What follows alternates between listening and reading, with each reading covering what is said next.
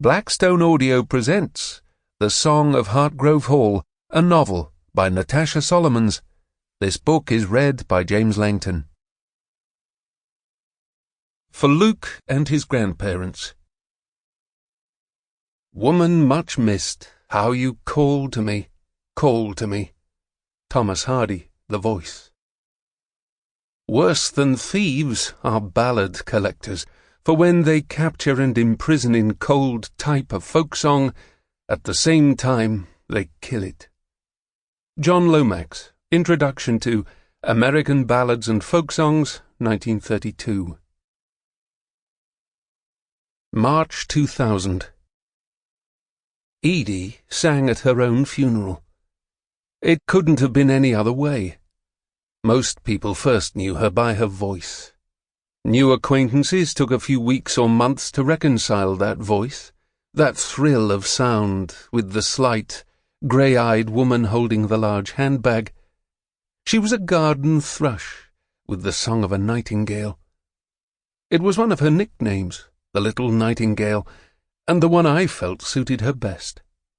The nightingale isn't quite who we think she is. Contrary to what most people believe, the nightingale isn't a British bird who winters in Africa. She's an African bird who summers in England, and the sought-after music of an English summer evening is really music from the African bush, as native to Guinea-Bissau as to the moss-sprung and anemone-speckled copses of Berkshire and Dorset. Edie once told me that the English countryside never really made sense to her. Her tiny Russian grandmother had looked after her while her parents manned their stall in Brick Lane, and she used to tell Edie stories. In winter they'd huddle under blankets beside the electric fire in their grotty flat, passing a cigarette back and forth, Edie listening, her bubby talking. Bubby's stories were all of Russia and the white cold, a cold so deep it turned your bones to ice, and if the wind blew hard, you'd shatter into a billion pieces, fluttering to the ground as yet more snow.